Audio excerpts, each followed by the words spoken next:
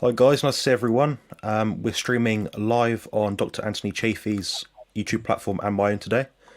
So thank you all for joining us today. We're just going to be talking about a couple of topics. So the first one is Dr. Anthony Chaffee's amazing news appearance, which was quite entertaining to watch. I really enjoyed that one. It was nice seeing like all the comments below and like the articles and stuff like, oh yeah, carnivore diet rules and that sort of thing. So it's nice to see all these people supporting it. And I actually signed up to, I think it's the Daily Mail, to sort of put my little comment in, my little 2 cents. So yeah, appreciate you Yeah. coming on today. No, you're very welcome, man. It's good to see you again. And And yeah, you. the 60 minutes thing was great to see everyone, sort of going out. I think they were probably going to be a bit surprised by the amount of people on Carnivore who came out and said, "Hey, actually this has really changed my life, and in so many different ways. I've lost all this weight, gained all this health, got off medications. It's not about making money. It's exactly the opposite. It doesn't cost you anything. It's just a matter of educating people on how to eat and what to buy at the grocery store. There's no products involved, and so it's the antithesis of all the other ones that they sort of lumped me in with, which is just trying to sell weird products and things like that. But of course, that's not what it is. And Mm. it would have been nice if they had kept in some of the things I said on that, because we did talk about that, and we spoke for like Yeah. half an hour on air or on the camera, and then for like hours behind the camera. And so they knew my position. They knew that I thought that this was something that I knew got people off medications, got them to save money, and that I thought that was a major issue with the healthcare crisis. Was the healthcare crisis really was that people were getting sicker and sicker and sicker, and we're getting more and more people dependent on the healthcare system, the sick care system, and medications, and like that's a multi-trillion-dollar a year expense that isn't getting us anywhere. We're spending trillions of dollars buying things that are making us sick, and trillions more dollars fixing that and managing that sickness, and that's a complete waste of resources and also people's life and time. So they're not as productive. They don't have as much time to dedicate towards their career, their family, and curing the actual problems in the world. So I mean, it's in just such a massive waste of human resources, life, talent, and money. And that's what I was saying. I was saying that this is something that we can get away from, and we can actually save trillions of dollars and redirect that towards something more useful. And so, of course, they go like, "Oh yeah, this is just a scam trying to make money." And it's like, kind of miss the whole point Yeah. with that. Yeah, I remember speaking off air for quite an extensive period of time last time we chatted, and yeah, I can assure you, Dr. Anthony Chaffee isn't a guy that's trying to make loads of money, and he's not a shill. He's not trying to like steal from you guys. He is promoting good, solid information, and he's getting the right people on to talk about the right topics, which make a difference to people's health outcomes. So yeah, I did find that quite a bizarre sort of from my sort of position, like knowing who you are and how you kind of work. So Yeah. yeah, I mean, there's not much to sell, is there? Like, what are you gonna sell? Like, I don't know, beef protein powder. There's not a lot of the Yeah. market to really promote. So yeah, I get that. No, and those are all adjuncts. They're not Mm. anything that you need. You don't have to have that stuff. It's just something. It's just a product that is meat only. And if you want, something like that, like the carnivore bar, or like a meat only, beef only, whey protein only, and nothing else. Protein powder. Those are those options, which I think is good. Because once you do start entering the commercial market, well, then these big companies have to take you seriously. If there's no commercial benefit for them, then they're just going to like paper over it and try to push their product. So, if they look at that and go, hey, actually, there is a financial, there's something to be gained here financially, then they're going to be more likely to switch gears. Someone is to say, hey, maybe they spot a trend and go like, hey, why don't we beat the curve and get on top of this right away, and help promote it. Then we'll be the big dogs in that space. That would be uh, amazing if they could do that. It sort of happened with keto. There are bigger and bigger companies making more keto products. Unfortunately, a lot of them are highly processed, a bunch of different chemicals and artificial sweeteners and things like that, unfortunately, which are not really much of an improvement. But at least it's something, and at least things are moving in that direction. But at the end of the day, what it's really about is, getting people healthy and having them just eat meat, just eat food. And that's the whole point. You don't need a specific product to do this. You just need to eat meat and just don't eat all these other things. That's it. Yeah, it's hard to get people away from this, particularly like younger folk, like my sort of age, would be like this consumerist approach. Like, what supplements do I need to buy? What extra protein powders do I need? What herbal extracts do I need to support myself? All these different things. And honestly, like, when I speak to most people, I say, how would you feel before taking them? How do you feel after taking them? Was there a noteworthy benefit? And oftentimes the answer is no. So I think, save your money, buy some steaks, and have some eggs if you like as well. you know. Yeah, exactly. And that's it. That's all you have to do. And I talk to people and they ask about what supplements you need and what this you need, what that you need. Like, you don't need anything. It's like, it really is just eat meat, don't eat the other things. And that's it. And it's, I like it because it is simple. Some people will say, well, that this sounds really boring. You're only eating the same thing. Like, what animal eats a varied diet? They all eat boring, monotonous diets, and yet they love them. They really enjoy them. They taste great to them because that's what's giving them the nutrients. They're like, this tastes great. I want to eat this. And that's what meat tastes like to us. It's amazing all the time. And then it stops tasting amazing. And yeah, I'm done. I don't need to eat anymore.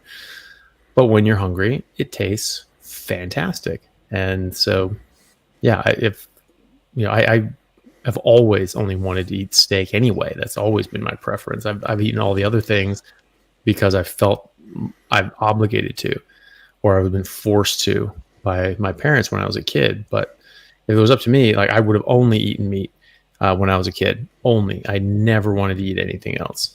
Maybe garlic bread. My mom made some killer garlic bread with a lot of butter and a lot of garlic, and it was just like, that was delicious.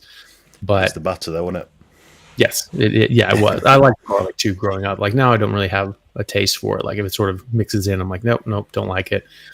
But just because it covers up the taste of meat, and like, I like the taste of meat. I don't want to cover up the taste of meat. So, but yeah, definitely, the butter definitely helps with that. Yeah, that's cool stuff.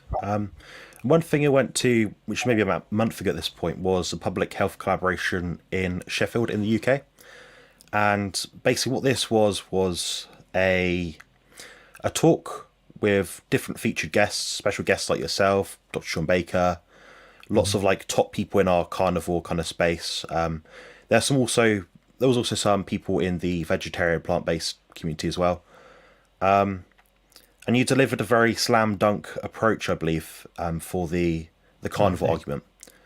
And what happened was on the Saturday, it was like the main event, which is what I actually stayed for to make sure I watched, because I can't sit down for very long, so I thought I'd time my sort of seating periods, so and it is like a full house, honestly. Dr. Chaffee wasn't in a position where he could sort of see everything that's going on. He basically had a screen in front of him. He could sort of speak to the person that he was debating with through Zoom, because he was unable to make it because of different circumstances. But I just remember seeing Dr. Chaffee's hand raised on Zoom like all the time, like, this guy's got it wrong, this guy's got it wrong, this guy's got it. And it was like the same thing over and over again, like, and I was like, so I sat next to my friend Ben Hunt, who you might know, and he sort of ran up to the people at the front, the organizer, and said, Dr.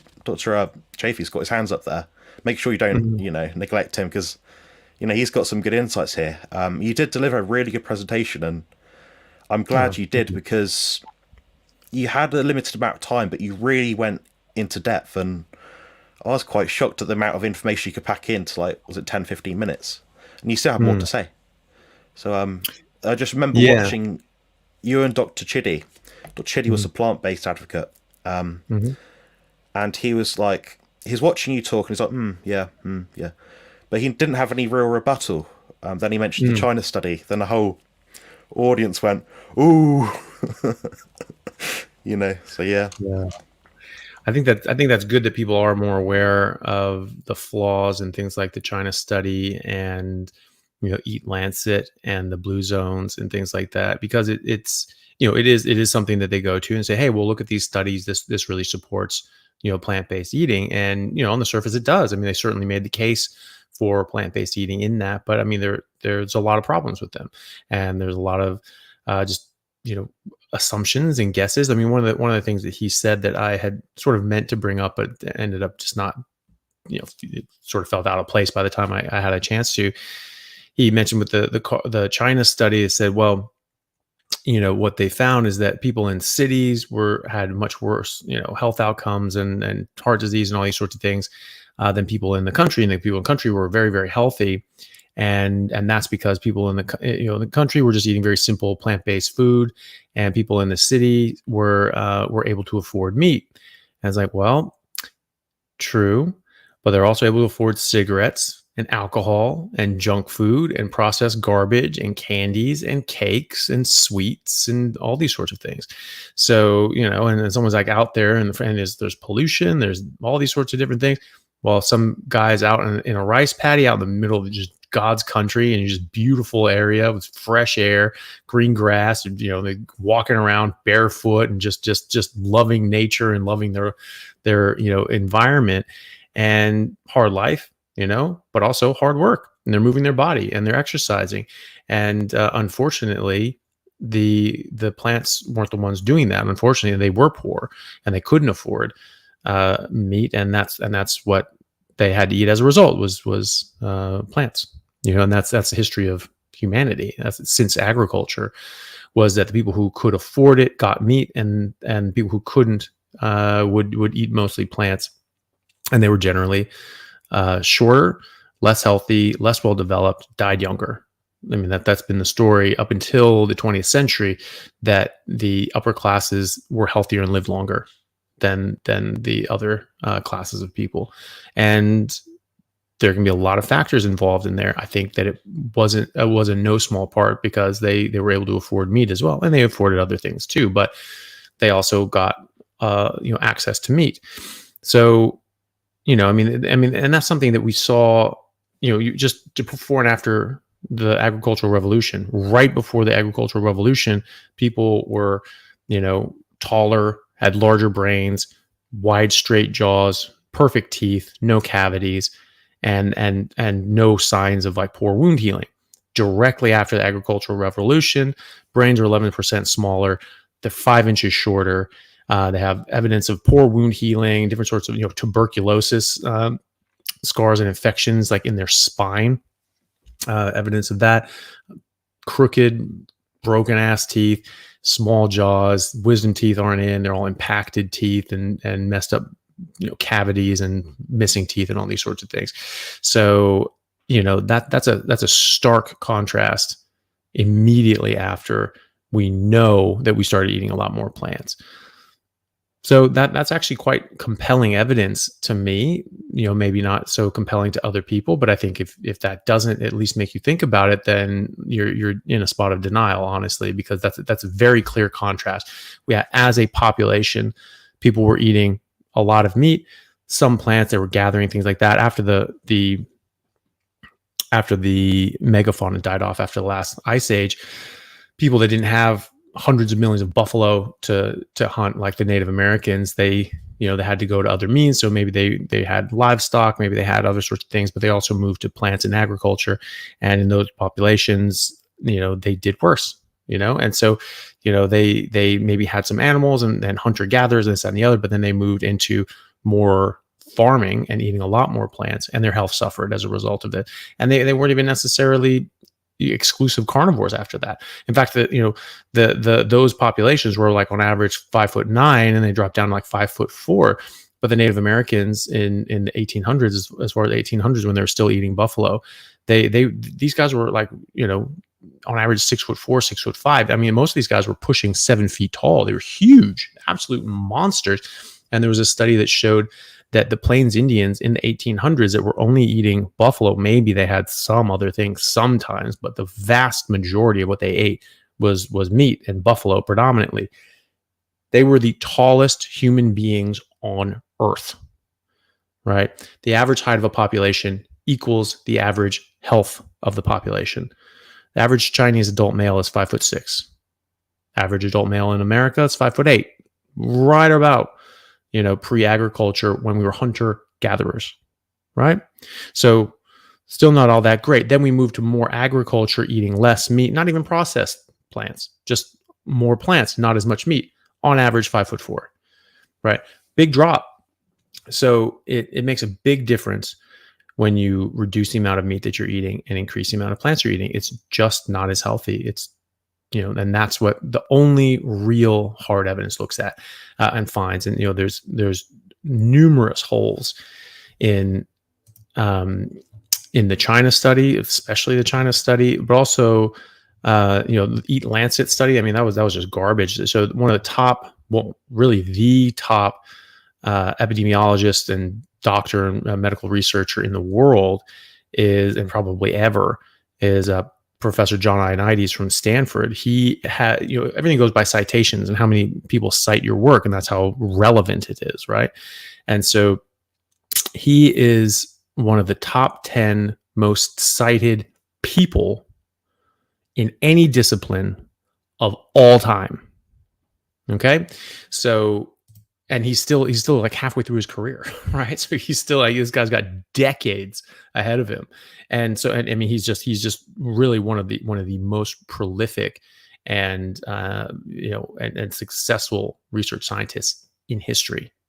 And he looked at the Eat Lancet study, and he and published something saying that the Eat Lancet study is more science fiction than science. Right? This is all crap. This is just all crap. The blue zones, that's another one. They say that, oh, well, these blue zones, these people have a lot of centenarians, people that live over 100, and they're all plant-based. No, they're not. No, they're damn well not. That's an assertion that they make, but it's false. I was just talking to Dr. Bill Schindler, who was a retired professor of anthropology and paleoanthropology at University of Maryland. He was just in Sardinia. And he was in the epicenter of the first recognized blue zone in the world. And he said that these people not only eat a meat-based diet, it's like a whole animal approach. It's just all like they just cook whole sheep and like a whole big chunk of cow, just on a spit, and they just cook this whole thing. They sit down, they have the whole family and the whole community come in, they all eat together, and it's like raw cheeses, raw milk, and just a bunch of meat.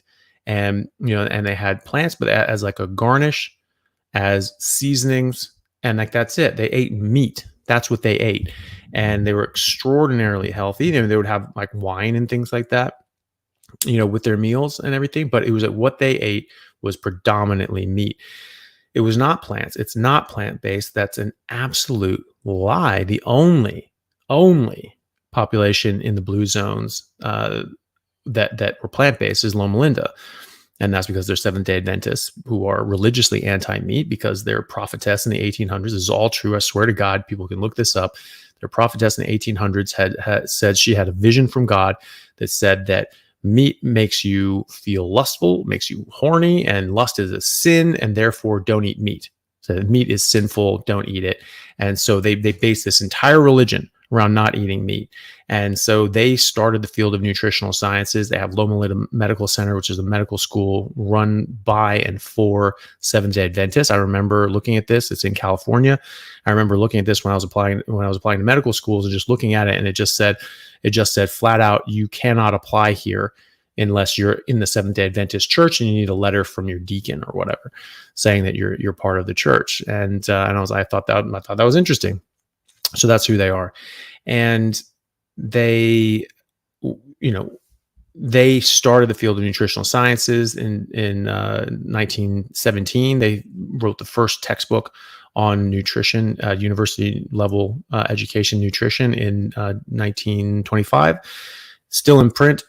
It's the most recent edition is still being used in colleges, and they are hugely successful. Kellogg's cereals, that's Harvey Kellogg was a Seventh-day Adventist, and so they own, they are fabulously wealthy.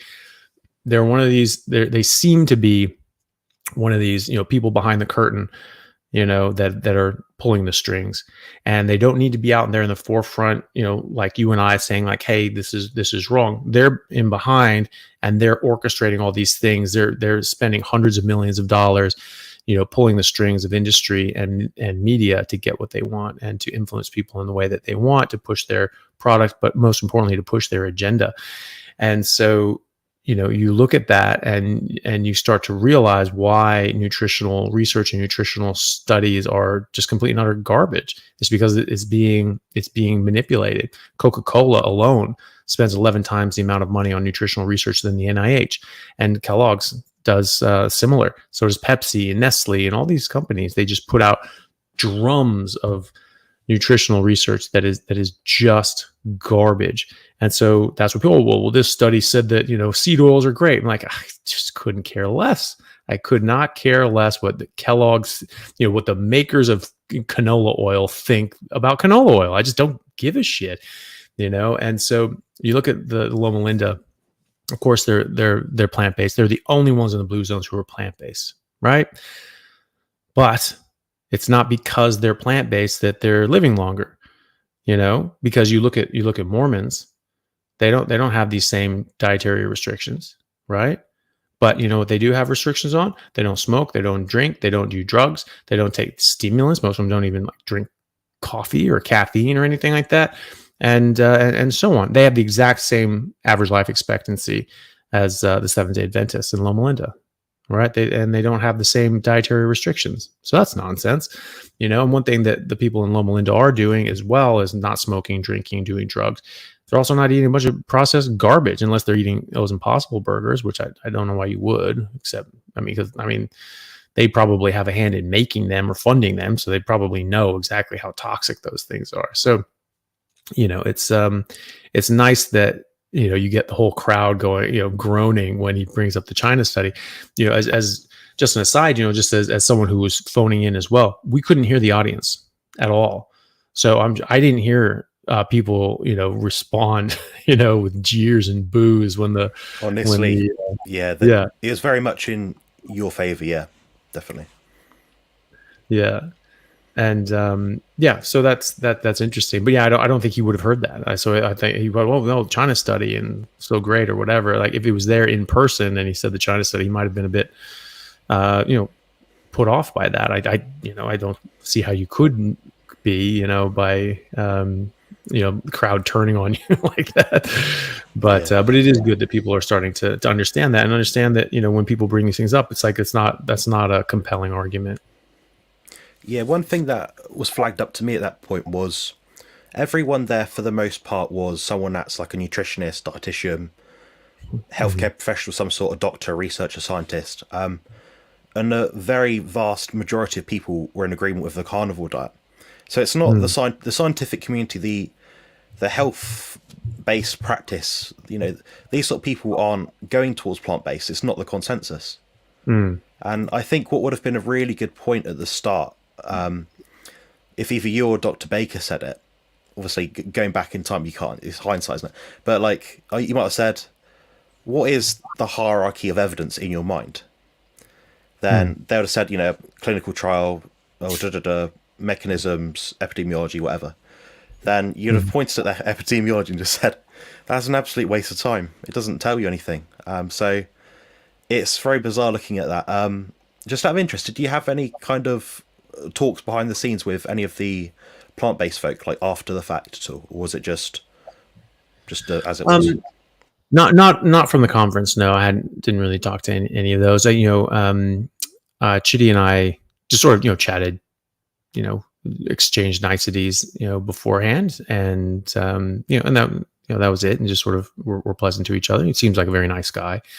And I, and the thing is I have absolutely no doubt that he really means well, and really does want the best, for his patients, and is really trying to come through, from an evidence-based perspective. He absolutely comes across like that. I don't think he's one of these paid shills. He definitely does not give the impression to me of that. He does seem, quite earnest in his approach. And so, you can have a conversation with those people, because you all want the best for your patients. You all want to find out what's the right thing, and that's what he thinks is the right thing. This is what I think is the right thing, and we can discuss it. And that's really, really okay. It's when you get, the problem comes when you have these people that are just ideologically driven. It's just like, no, this is the only way, or the planet's going to die and you're evil, and blah blah blah blah blah. I mean, like, you can't have a rational conversation with people who are irrational, or the ones that are just they are being driven by different motivations besides actually trying to help people. You have to have that common ground of actually being earnest, and caring about what happens to people and what happens to the world, and just understanding that, like, there are right and wrong ways of doing things, and let's try to figure out what the right way is for everyone to benefit.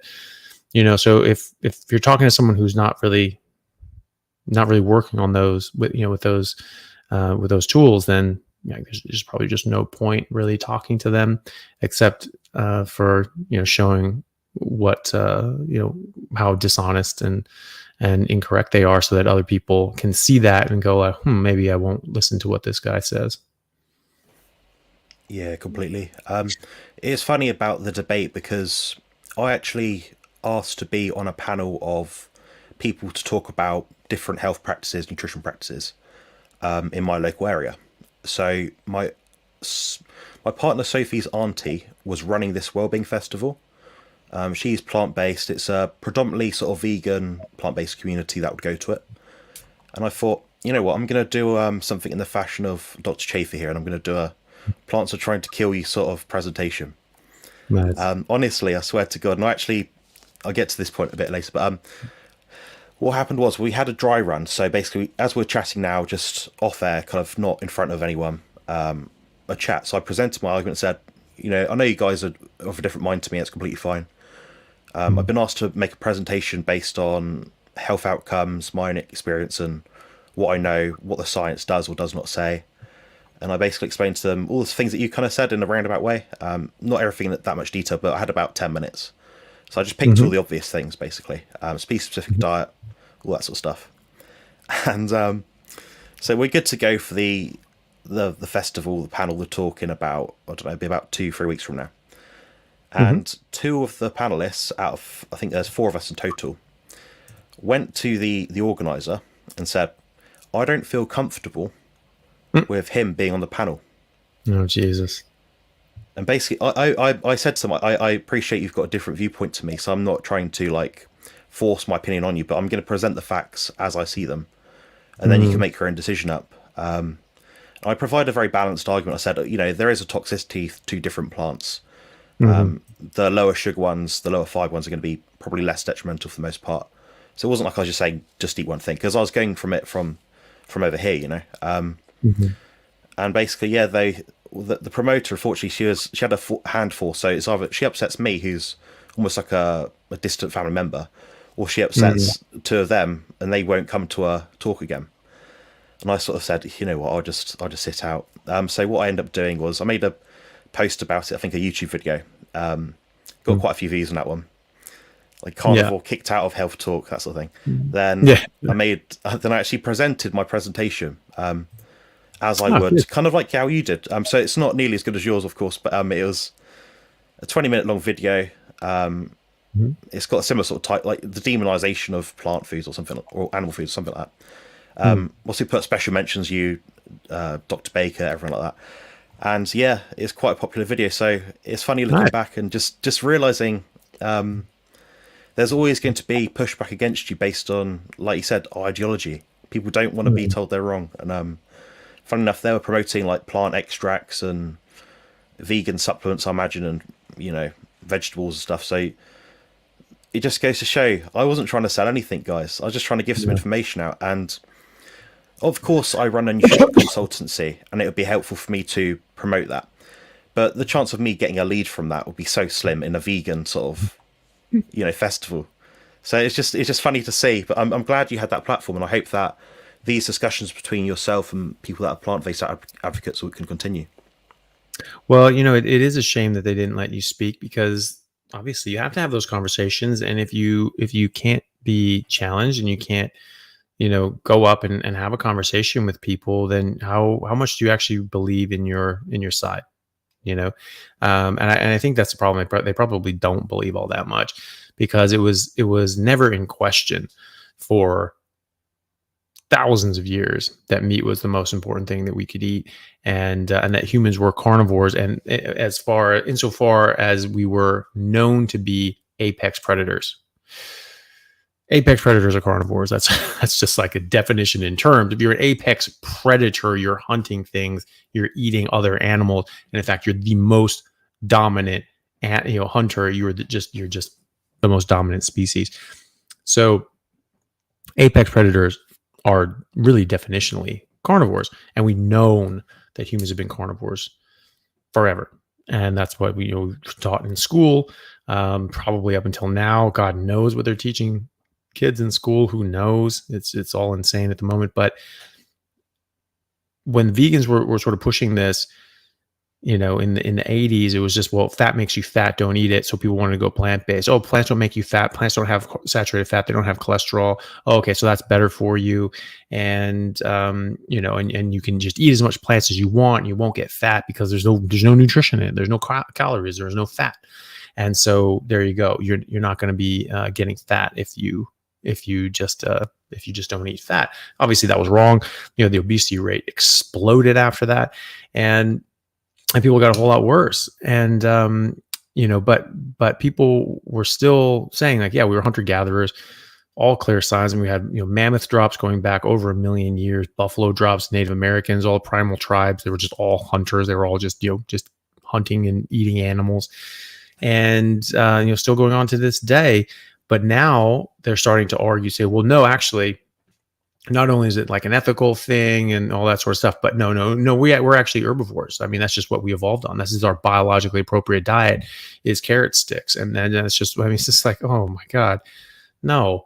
And so, if you truly believe that, then you should be able to defend it. If you really know your stuff and you're like, no, this is definitely it, you should be willing to talk about to anybody about it, and just be like, well, no, this is the evidence. This is what it shows. And you both present your evidence, and maybe you don't convince each other, but you give the audience something to think about. And if they're not even willing to do that, if they're so threatened by alternate thoughts, then they can't believe what they're saying all that much. Yeah, I completely agree. I think we've covered all this really now. Yeah, it's nice to go over that anyway, just to recap it really. I know you've done it already, but it's great. I don't know if you wanted to do some questions in the live chat at all. There's quite a few here, but yeah, you can do that. I actually just saw one that caught my eye. It's from a person that goes by John Boy. It says, Dr. Chaffee, I'm 6 months in, I'm presuming carnivore, and I don't think I'm fat adapted. I still have liquid, I'm assuming stools, and have not had a solid movement since I started. So just to address that, that's a common thing that people come up with. Sort of need to know a little bit more about that, though, because most of the time people are still eating things that aren't 100% carnivore and can influence their bowels. Coffee and tea are both laxatives, right? Artificial sweeteners are laxatives, and so sometimes people have coffee and tea and put artificial sweeteners in it, and then they are confused as to why they're having massive runny stools. So that's a major one. And when you cut out fiber from your diet, then you're just pushing liquid around instead of this big clog of 2x4 that's having to pass through your colon. And so that's the thing. So if you're eating anything else besides just meat and water, get rid of it. And see how you go. It's not about being fat adapted. That's not fat adapted. Fat adaptation is that you're able to run on your body's own fat and make ketones, blood sugar, and liver glycogen. So that's already happened, because if you're not eating carbohydrates, you're still alive. Then you're fat adapted, right? Because you're making the energy. You haven't dropped dead from a lack of that. So. Which is never going to happen. Like, your body's not going to do that. So you are fat adapted. That's not a problem. Having runny stools is not about being fat adapted. That's either from having something that's a laxative or from eating a lot more fat than your body can absorb. and then it just goes out because you don't absorb it. Your body doesn't want to absorb every ounce of fat that you eat. It wants to absorb the amount of fat that it wants for its needs, and then it doesn't want the rest, right? So you have, bile, and it's really hard for your body to absorb fat without bile. And so when you run out of bile, fat goes out. A little bit will be absorbed, not much. And Yeah. so that can be liquid. Now, the other thing is that if you are just eating meat and just eating fat, and you're sort of pulling back on the fat and pulling back on the fat, that usually works for most people. But then there are some people that just for whatever reason just find that they have a difficult time with more liquid fat, like rendered fat, like beef drippings or tallow or something like that.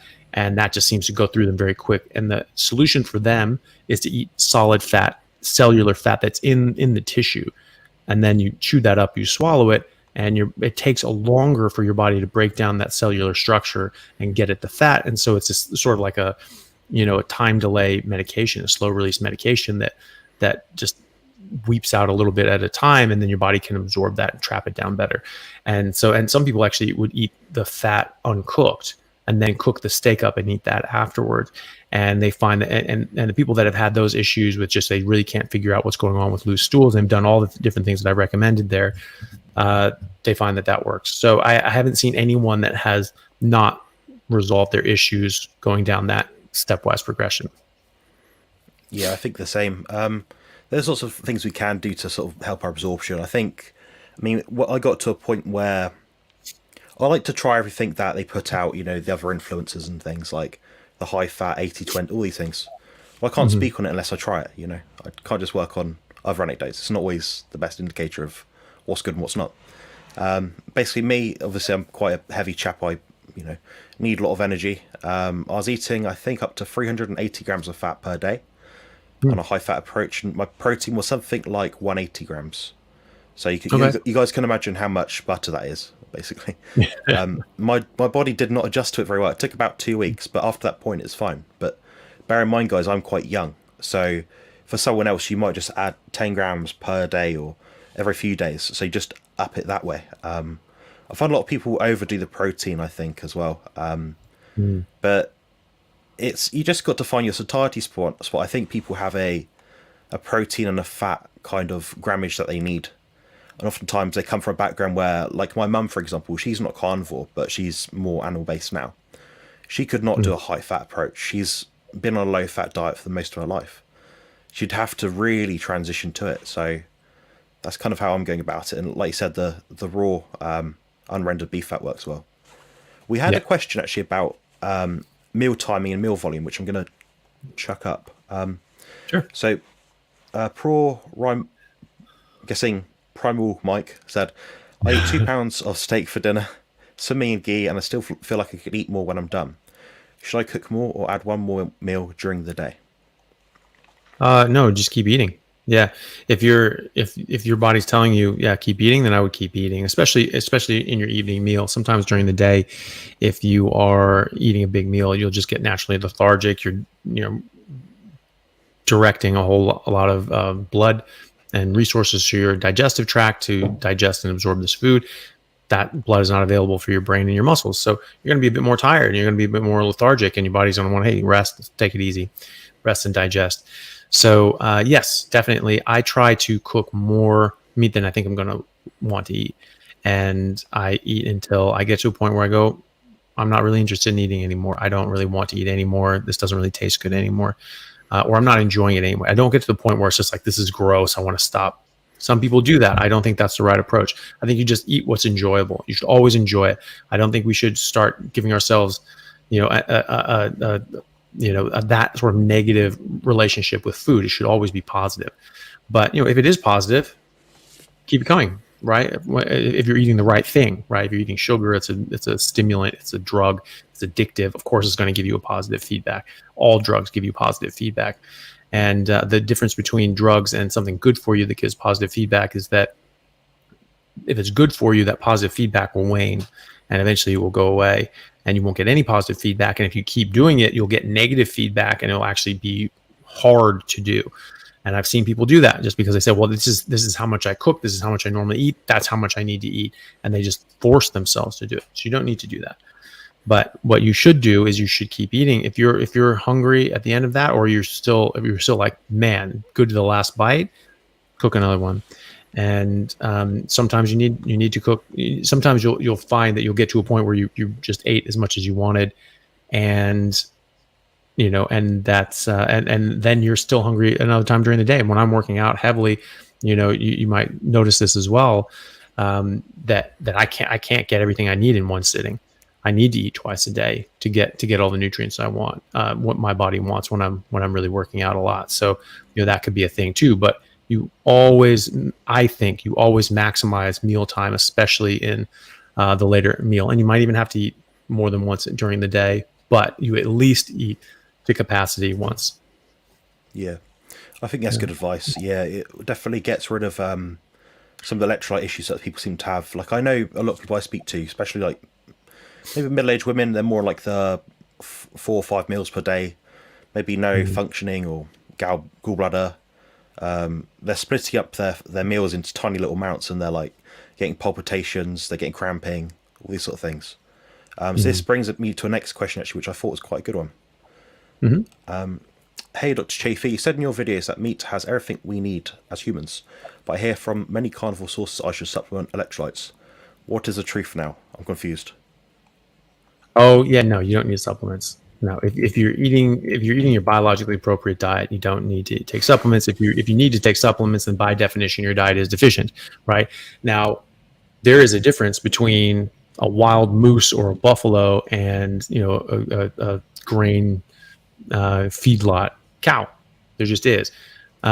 Most people actually do just fine on the feedlot cow, but some people will maybe need to add in a bit of liver or something like that, which is much more nutrient dense. If you look at the nutrient density profile of regeneratively raised, grass-fed and finished beef, it's depending on the farm you look at, it was anywhere from 4 to 5 times the amount of nutrients, micronutrients, right? So like the vitamins and minerals and things like that.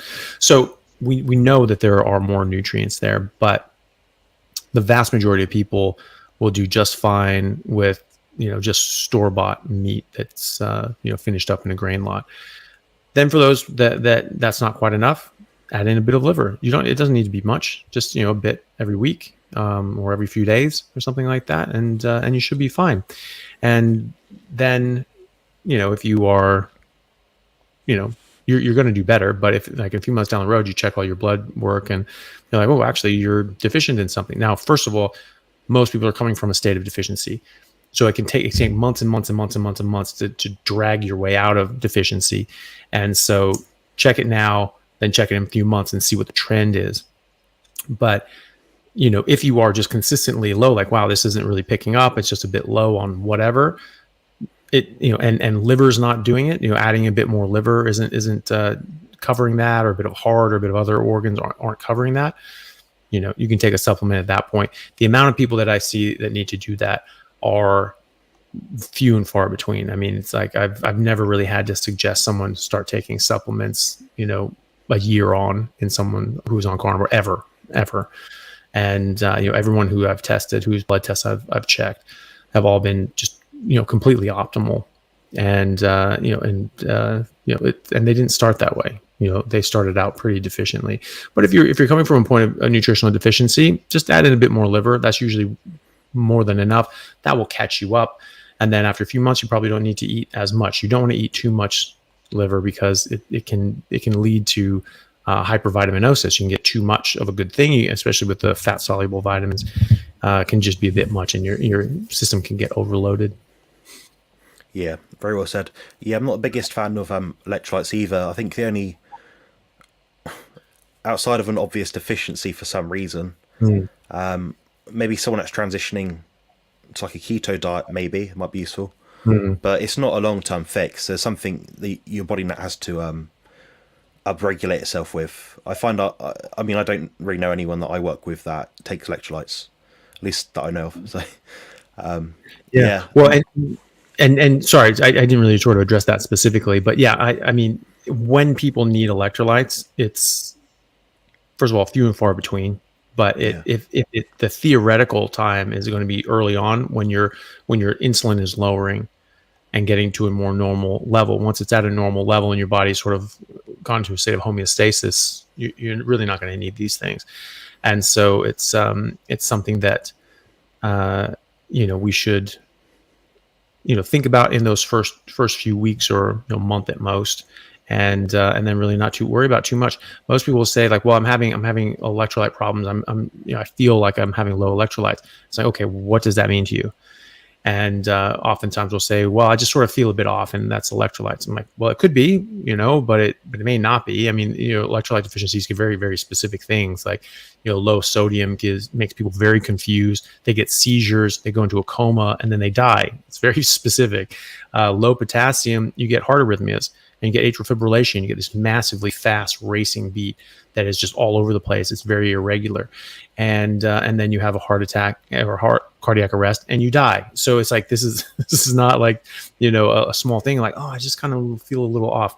Maybe, but it's usually much more pronounced than that when you actually have a deficiency. And then, you can get cramping with magnesium. I don't really see too much cramp. I've never seen anyone with clinically diagnosed low potassium or sodium in the hospital. You have to be very sick to get those things out of whack, because it makes you very sick, and your body really tightly regulates that. I've never seen someone in the hospital with low potassium or sodium who's getting cramps. Never in my life, not once. And so, magnesium, yes. When people get cramps in the hospital, we check their magnesium. But more often than not, it's dehydration. And so more often than not, people are saying, oh, I'm having electrolyte issues, I'm getting these cramps, and they're like, I'm taking all these electrolytes, it's just still not working. Should I take more? What should I do? I was like, well, if you're taking electrolytes and it's not helping, it's clearly not the electrolytes, is it? Could be, but if you take electrolytes and it's not helping, then it's not the electrolytes. You have to think of something else, go down the list. And I think hydration is probably the main thing that people neglect.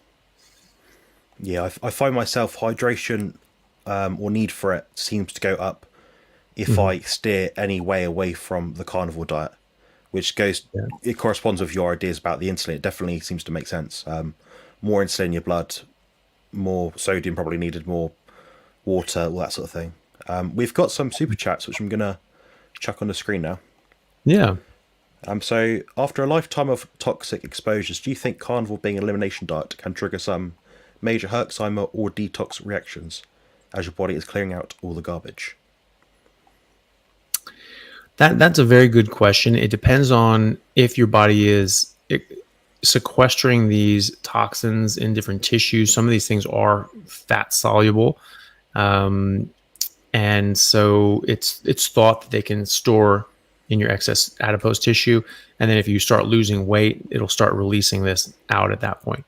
That's certainly a theoretical. I don't know how real that is.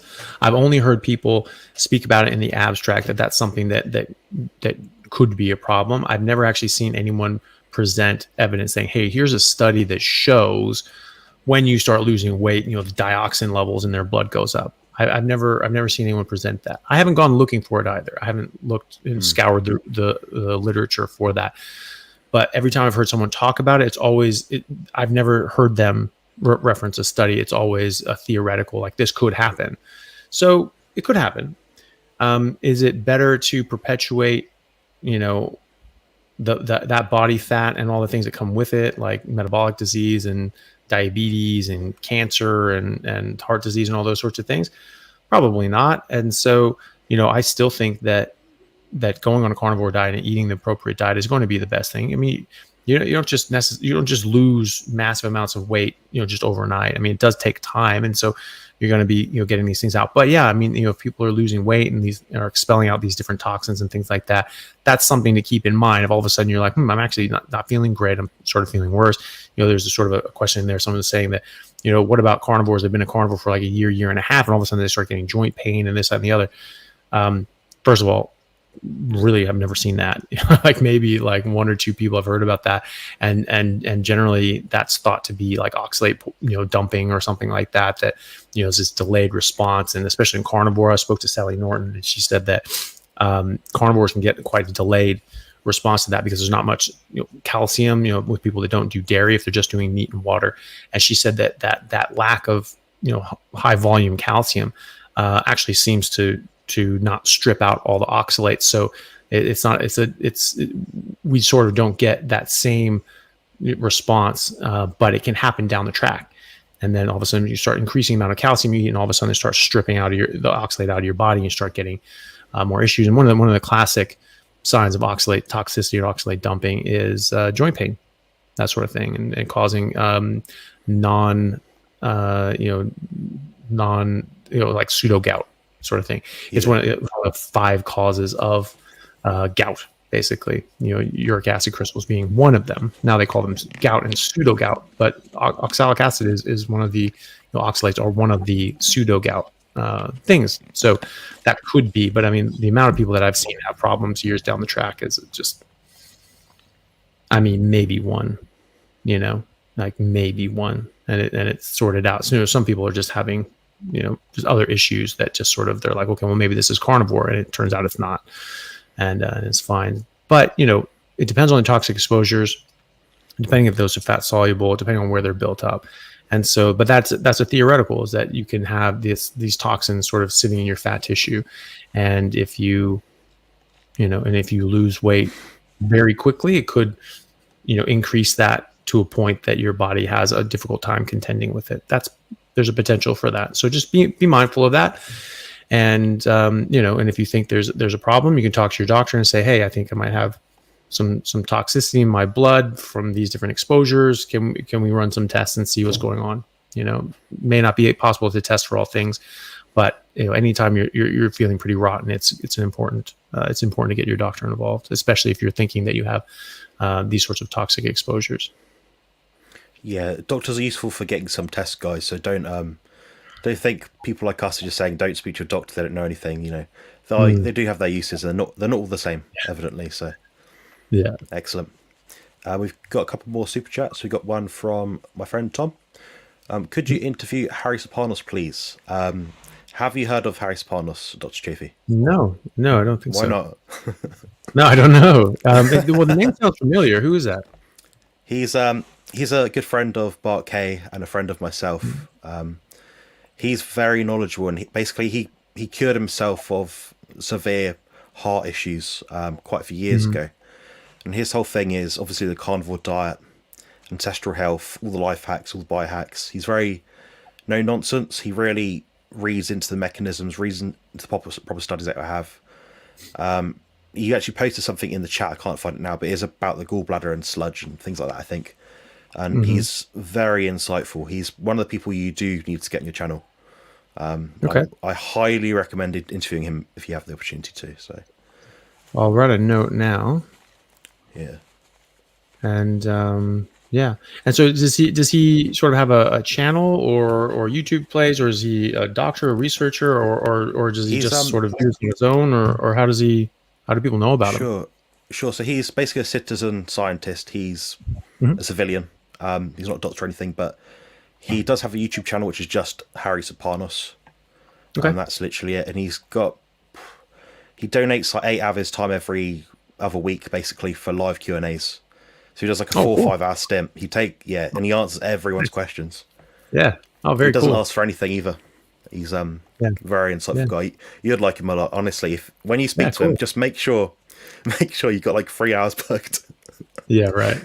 Like a question, he really goes into the weeds. So honestly, very useful. Yeah, no, that's great. Yeah, I mean, man after my own heart. I mean, I sort of feel bad sometimes because people say, "Oh, yeah, this is going to be like a 45-minute interview." In my head, I'm like, "No, it's not."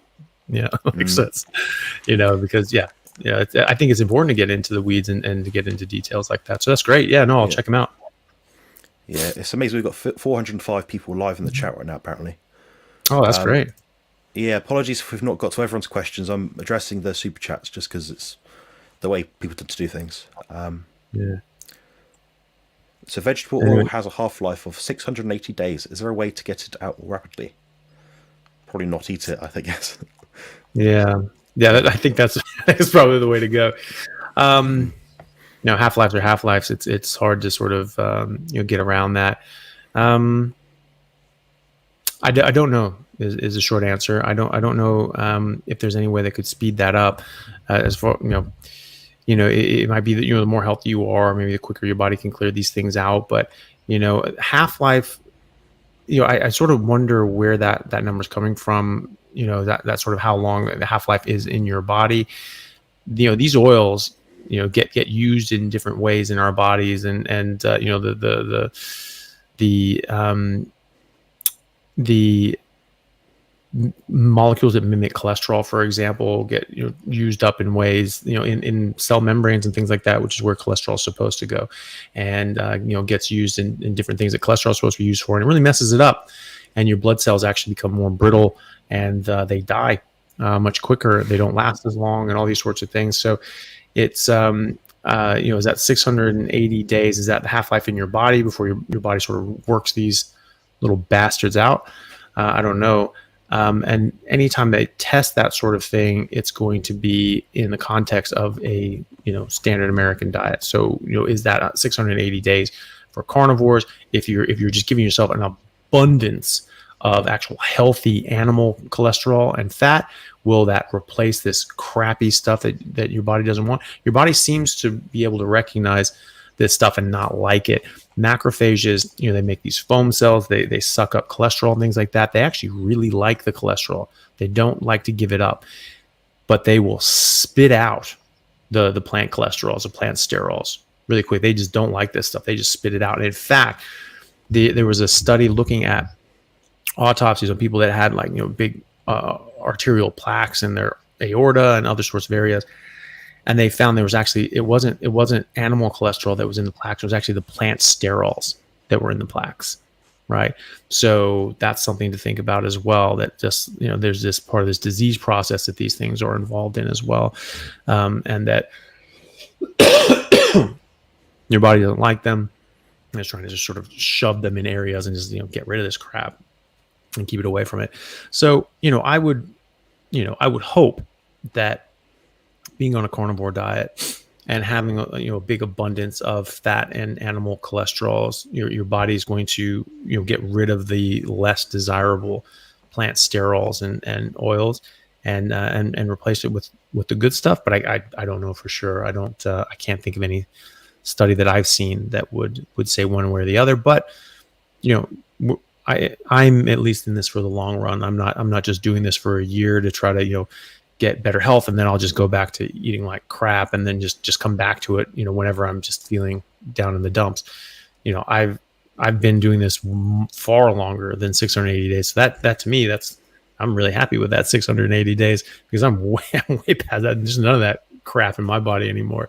If that's the thing, if you're going by like 5 half-lives, to get none of this stuff out of there, then maybe I have a bit to go, but the majority of it, it's going to be out for me. And I never used vegetable oils much at all, so I don't think I had much of that in me. But I think it's just the main thing is that it takes as long as it takes. I don't think there's any good way of figuring out how long that's actually going to be, especially in people that are doing a carnivore diet.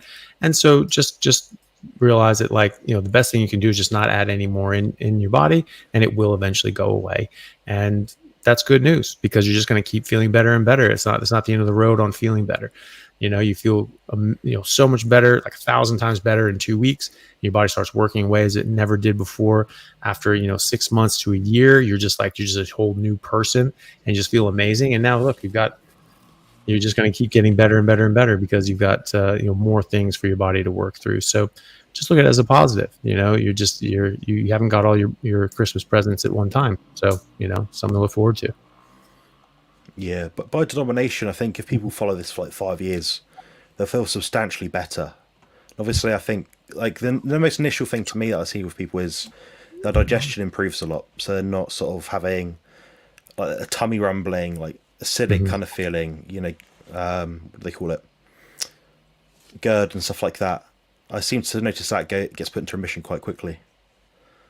Yeah. We've got a question from Carsten Bornman. Basically, he's asking about beef and if everything is contained within beef that we need for mitochondrial health. I'm guessing he's talking about like maybe CoQ10 and cofactors, something like that, maybe. Yeah, well, no, everything. Yeah, everything you need is in beef in the proportions that you need it. So yeah, no, and the big thing with mitochondrial health is not adding in things that harm them. And there are, I talk about my professor of cancer biology who talked about all the different carcinogens that are in plants. I was talking to Professor Thomas Seyfried, who's professor of cancer biology at Boston College, and I sort of mentioned that, my experience with that and why I stopped eating plants in the first place, and I mentioned the carcinogens, and he sort of said, and he said to me, he's like, and you know what all of those plant carcinogens do? They all damage the mitochondria.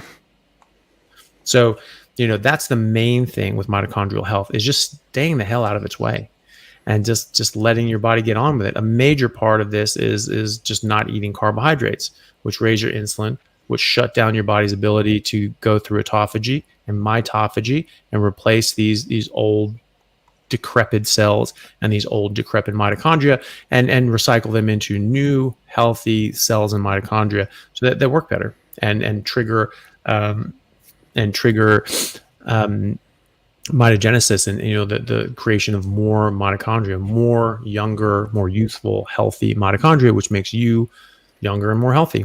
And you can literally age backwards. And this is why you see people going on a carnivore diet after months or a year or whatever. I mean, they look like 10 years younger. I look 10 years younger than I did when I started this at 38. Well, I guess that's a matter of opinion if I look 28 to people, but I definitely look younger than I did then, and I look younger than I did then, right? I don't think I looked 38 at 38 anyway, but I certainly look a lot younger now than I did then, and I feel much better. I feel like I did in my early 20s when I was playing rugby and doing carnivore, and that was the only time in my life that I've ever felt this good. And so that's the main thing. Yes, you have absolutely everything you need in beef in the proportions that you need it. If you want to add in some heart and some kidney and liver and things like that, sometimes go for it. And those are going to be very good for you. But do remember that these things come in proportions, right? You have an entire cow or buffalo. You're going to eat that thing. It's going to take you 2 years to finish all the meat on that cow. It has one heart. It has one liver. It has 2 kidneys, right? So, and a lot of intestinal tract. So, that may last you a while. You'll be in chitlins for a while, but it's something that you should keep in mind as far as that proportionality is concerned. Eating 500 grams of liver and heart every day just doesn't make sense, because that's not the proportions that you would ever find that in the animal. And there are people like the Inuit who don't eat any organs at all, because the organs of predatory sea mammals are very, very, very nutrient dense to the point of being toxic.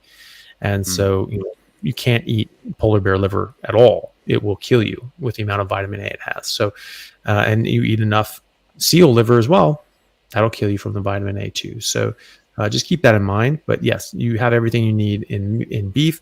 And then if you're only eating beef, that's the main thing, because you're going to eliminate all the things that are harming your mitochondria. Yeah, very well said. This came up and it made me quite amused. More muscle here than every vegan YouTuber influencer combined. Yeah, I'm not sure how much of a task that is, but we need Dr. Baker on now. Then we're set, I think. Yeah, that guy's huge, man. Have you met him? You were at PhD. Yeah, I met him. Yeah, he's like me but taller. Yeah, you've met him, of course, haven't you? Yeah, and the thing is, like, he's 6'5". I'm 6'3". It's only sort of a 2-inch difference. So when I saw us in pictures sort of next to each other, I was just like, whoa, all right, I actually, stacking up pretty well. I look, like not too much smaller than him, but like next to him, like that small difference, to me, it was just like, fuck, this guy's huge. It's like, I don't know what it is, but like, when you're looking at someone who's taller than you, especially when you're used to being as tall or taller than other people, like it's a noticeable difference, like you see. And so he's just a big dude. So yeah, I agree. I remember just getting up to him, and it's weird. I mean, I just saw him under a spotlight in the stadium sort of thing. I just saw like the shadow going around his biceps and his arms and his legs. I was like, bloody like I thought I saw like a bodybuilder back there. It's quite bad, quite bad. Yeah. Anyway, I've got one question. If do we have much time left at all? I don't want to interfere with Yeah, your sleep or anything. no, it's all good. Okay. Well, I've got a loved one that I'm quite concerned about right now, Hmm. and they're going through quite a tricky time, and I'm trying to basically propose them to be more carnivore, more animal based, things like that. Mhm. Is there any kind of ideas that you have for them based on that information? So, how would you support mental health, alleviate depression, anxiety, and like how does a diet help that? Well, I mean, it's sort of apropos to the last question. It comes down to the mitochondria. It appears that Mm. when you make your mitochondria more healthy, your body becomes more healthy, but your brain becomes more healthy as well, and that's very important for mental health. The mitochondria are really what run your cells, um, and people think everything's from the DNA. And that's because when we discovered the DNA, everyone was just like, oh, this is it. This explains everything. DNA is everything. That's a code for everything. That's a code of life. That's everything. Without realizing that, yes, that's the code, but who's the programmer? Who's the people taking that information and doing something with it, right? So I think of the DNA as the blueprints and the mitochondria as the architects. They're the ones using the blueprints to go and build and make. And they're also the construction workers. They're also the workers. They're going around. They move around the inside of your cell, and they go to this organelle and this part of the thing, and they release ATP in order to trigger a response because they want this thing to do its job. And so here's this energy. You go do your thing and kick it off. And they just bouncing around, just flicking around, turning things on and off, and using energy and ATP to do that. And so when you have these older cells are broken down, they're not making as much energy, or they're not making it as fast, or they're not moving as quickly. The saying goes, day late and a dollar short. It's just it's not going to work, right? Now you have hundreds to thousands to sometimes hundreds of thousands of mitochondria in each cell. And so you certainly have, hundreds or thousands in your neurons, and you have hundreds of billions of neurons to trillions of neurons, right? So this compounds very, very quickly. Those just little delay, not quite enough energy, not quite enough ATP going, not quite enough of this neurotransmitter going, and the neurotransmitter is going a little late, and it's turning things off a little late, turning things on a little late, or too fast sometimes. Sometimes that can be a thing because you can be more excitatory because you're not inhibiting things, because it wants to inhibit some things and it doesn't slow it down. But basically it's just getting mixed signals. And so when you're doing that trillions of times over, there's problems. And what Professor Chris Palmer from Harvard has been doing, he's a professor of psychiatry at Harvard, and he's been curing people with even schizophrenia, major depression, OCD, bipolar, schizoaffective disorder, OCD, I think I already said, anxiety, major depression, I'm repeating myself, but I don't want to miss anything. And even ADHD, autism, things like that. He's really dramatically improving people's health, mental health through this, and their physical health as well. And you can do that with a ketogenic diet. You can do that with a carnivore diet. He even did carnivore for a while. And I think he's just mostly like high animal, based keto now. But yet at one point he was doing carnivore, which is a ketogenic diet, unless you're sort of eating fruit and honey and things like that, which I don't think is a great idea. So when I say carnivore, I mean the ketogenic version of carnivore. And so by doing that, you will allow your body to recycle your mitochondria, make more mitochondria, and make them work better. And if your mitochondria are working better, your cells are working better, and your neurons are cells. And so that's a big deal. So there was a study that looked at ketogenic diets and mitochondria, and they found that after 3 or so months on a carnivore or a ketogenic diet, carnivore diet, whatever, that people had 4 times the number of mitochondria in their cells, and they were 4 times as effective, right? So there's this massive compounding of benefit that you get, right? So you have 4 times as many mitochondria, and they're all 4 times as effective. So they're working better, and you have more of them to do the job.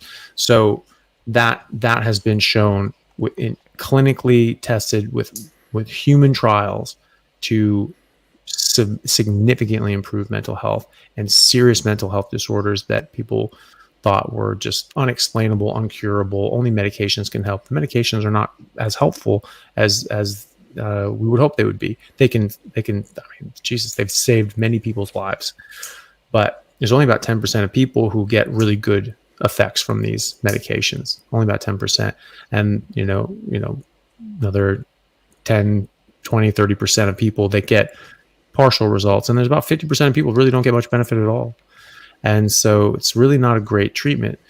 Just dietary changes and improving your metabolic health, your mitochondrial health by other means, such as weightlifting and getting outside in the sun and doing all these sorts of natural things, have been shown clinically to be much, much more effective than medication without all the side effects. That's great advice. Yeah, I think completely the same.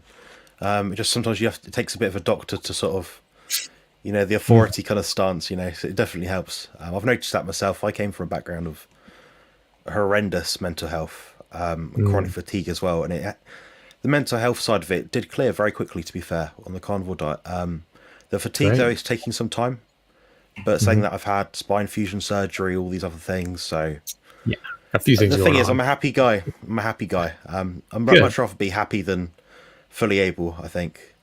So yeah, I mean, the last time we spoke, Dr. Chaffee, was like 5-6 months ago, and since then I've made leaps and bounds in my own personal journey. So I'm grateful for the advice of you and other people as well. It's definitely been tremendous help. Well, you're very welcome, and that's great to hear. And that's the thing we were talking about.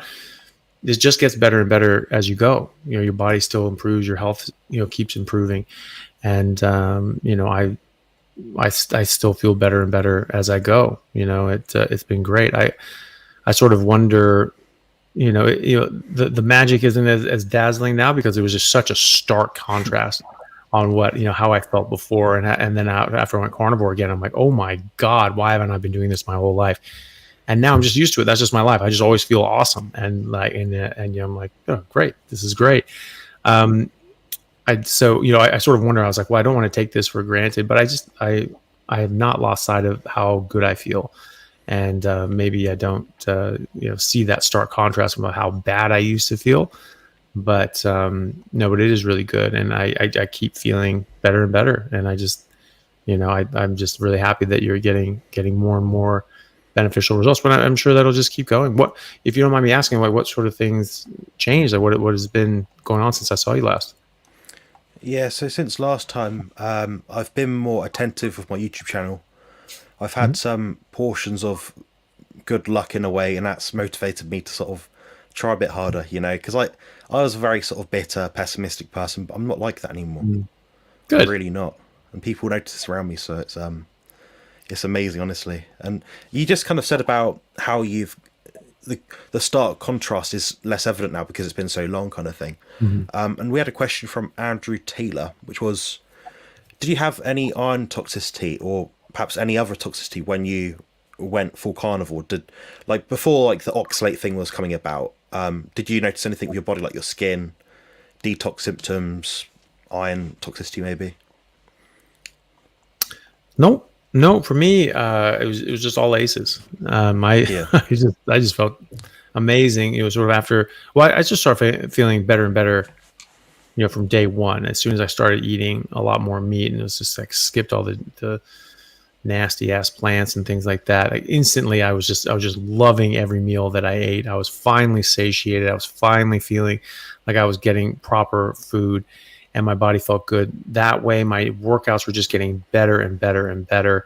And I just felt a lot better. And then it was sort of after 2 weeks that I noticed that it was just such a huge contrast from where I was before, that I felt just absolutely amazing. And, and that's when that's when I did that. I started noticing that I just wasn't getting sore, and I was like, oh, that's really weird.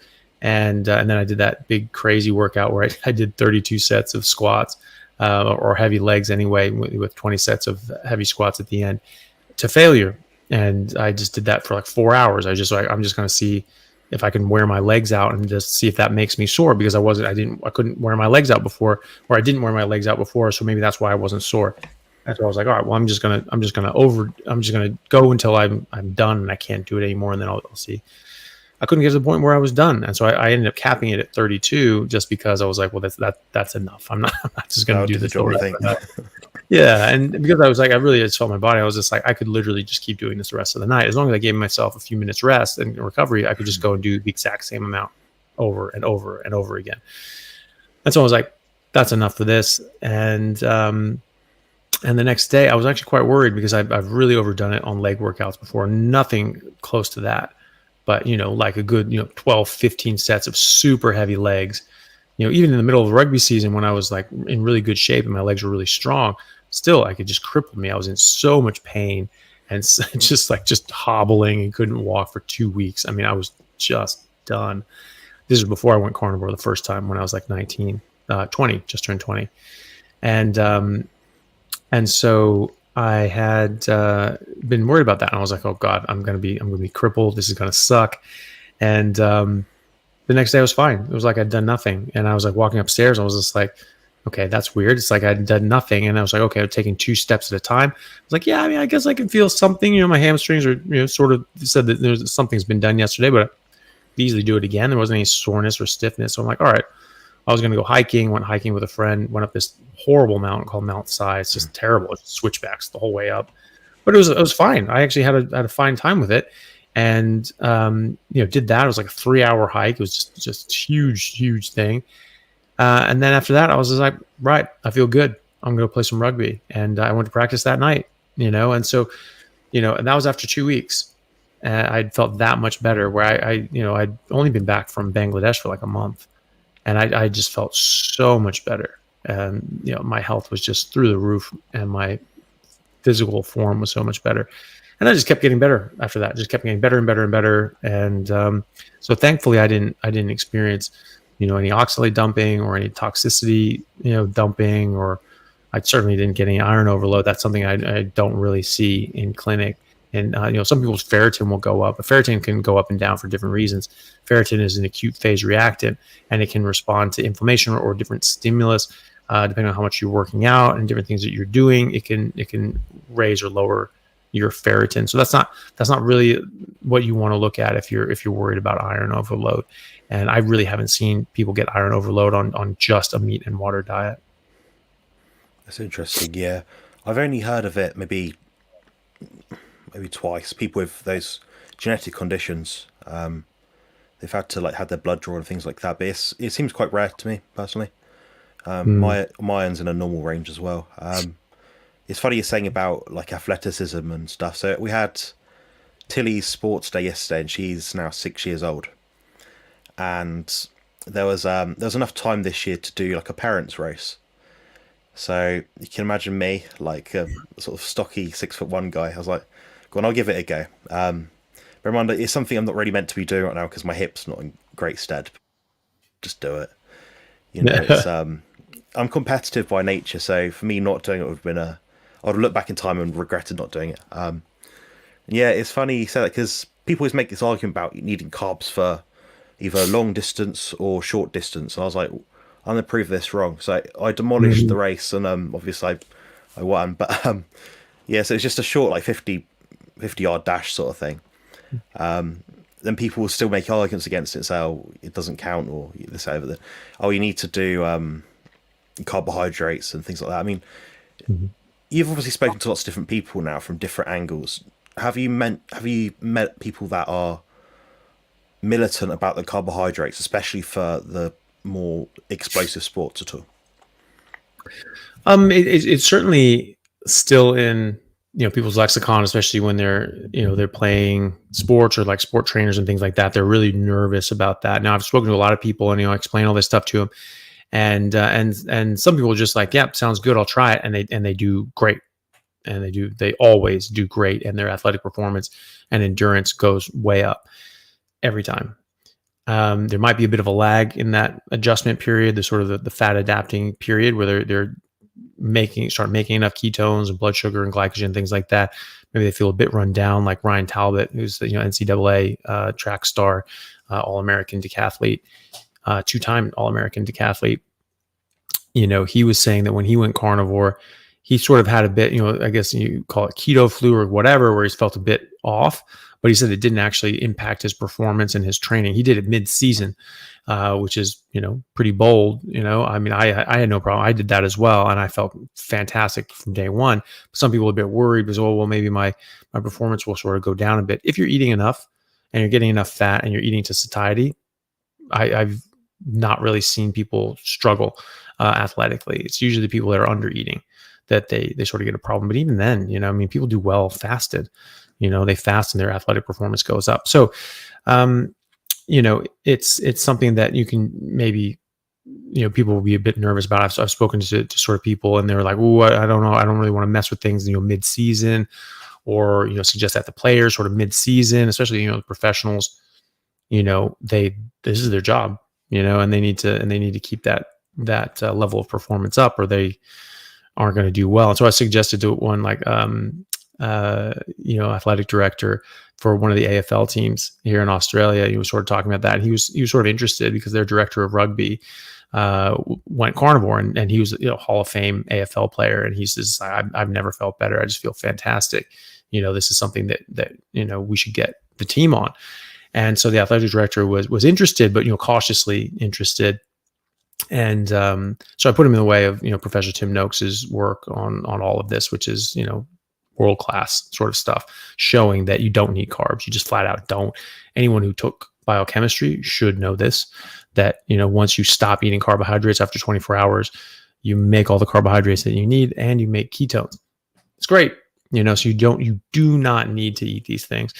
And, how many civilizations, have, never eaten carbohydrates and been, insanely athletic and hale and hearty. So, so he was a bit interested, but he was sort of like, is this something you really do mid-season? I'm like, well, look, that's obviously something to be concerned about. Doesn't have to do that. I mean, most people do fine. But I understand the concern. Maybe get your bench warmers, the guys who aren't starting, guys who aren't started going up, maybe see how they go. It's like, hey, you guys want to try this, see how you go. Maybe all of a sudden they're just ramping up and they start taking out the starting player spots and you go, oh, okay, all right, let's get everybody on board with this. So there's ways you could do it. There's safe ways that you could do it where, like, if you needed to transition and someone, had a bit of a lag for a week or two, well, if this guy's not even playing, and he's just practicing, who cares? That guy's got time. And so, if I was that person in that position where I was just like, well, I want a leg up on athleticism or something like that, I mean, I would jump on that. And, so, that's something that people can think about. But, the only people that really just vehemently push back are just like, just like the bro science guys on the internet and stuff like that. Oh, well, blah, blah, blah, just say something ignorant that it's just like, well, actually, no, that's completely ridiculous. And you can say why, but most people, when you explain this stuff to them and you go through the biochemistry and how this works, I'm like, look, this is in biochemistry textbooks. That's not me. This is not my theory. This is a fact, and all animals are in a state of ketosis. They're all making their, the ones that aren't drinking nectar and honey and things like that. I have no idea what their biochemistry is like. But, herbivores and carnivores, and herbivores that eat fibrous food and carnivores that eat other animals, they're all getting fat and protein. They're not getting carbohydrates. So they're all in this so-called ketogenic state. No one is questioning their athleticism and their exercise endurance and things like that. I mean, these are just raw, wild animals that are just, ripped badasses. So, that's what we're supposed to be, and it will absolutely benefit everyone's athletic endeavors, just bar none. Like, it's just not gonna, and it's better too, because you tap into your fat stores. When you eat carbohydrates, you shut that down. Your insulin goes up. It shuts off your access to your fat stores. So that's it. You can run on your blood sugar and your glycogen. If you have enough of that to get through the end of the race or the activity or whatever you're doing, yeah, you'll be fine. But if you don't, if you're playing like a longer game, you're going to run out of glycogen and you're going to hit the wall. So you have to keep sucking down sugar and refeed and getting carbs and things like that, which you can do. But if you just don't eat carbs in the first place, you make all the carbs that you need, and as fast as you need them. Like, this is a very, very quick process. Like, there's not like a lag. You have to like sit there and like for like 5 minutes, and then you replenish your glycogen, and then you go back out there. It's making this constantly, or you die. Like, I mean, there's just like your body is going to make this stuff for you. So yeah, there's limits to a certain extent, but like, honestly, I can tell you from my own experience, you will not be able, when you get in shape, when you're pushing yourself in shape, you will not get to the point that you're going to be able to outwork your body's ability to generate energy. It's just not going to happen. You're not going to be able to work that hard. It's just not going to happen. Yeah, well said. Professor Bart K makes the point. Your muscles will always have energy. It just might be that the transition when you're working off your blood glucose versus fatty acids or adipose tissue. If you're not fat adapted, it might take a bit longer. So what you're saying is just pick one substrate and ideally pick the right one. Yeah. It's like, that makes sense. Your body fats, you got heaps of energy, from body fat on your whole body. What's your glycogen going to be like? Someone my size, maybe 800 grams, something like that. That's not going to get me for God forbid, I never do a 20-mile race, but like a 20-mile race, it's not going to work. I'm going to need gels and things. So yeah.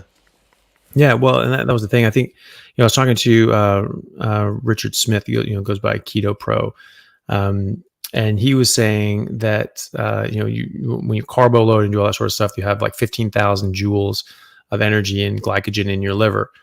But even for like someone like you or I that doesn't have like a huge amount of fat stores, you're upwards of 150,000 joules of energy, in a slim person. Right. So even a slim person is going to have more than enough energy to go through any race. And you're just not going to go through all that. You're just not, And so, if you're doing some sort of like insane, like 5-day marathon, there was actually a race. It was like a 5-day, or it was just as long as you could go. But it was the circuit was like sort of like 6.6K. And you had to finish it in an hour. Under an hour. And if you finished it in 40 minutes, you could take a 20-minute rest and then do the other one. But you had to make it in under an hour in order to qualify for the next one. And you just keep going until you can't make it or stop or give up, right? And so the guy who won it was a guy from Western Australia who literally ran for 4 days straight. And Jesus, I mean, it's just crazy. He ended up doing, it was something like 670 or 680 kilometers straight. He just kept running and running and running and running. It was absolutely crazy.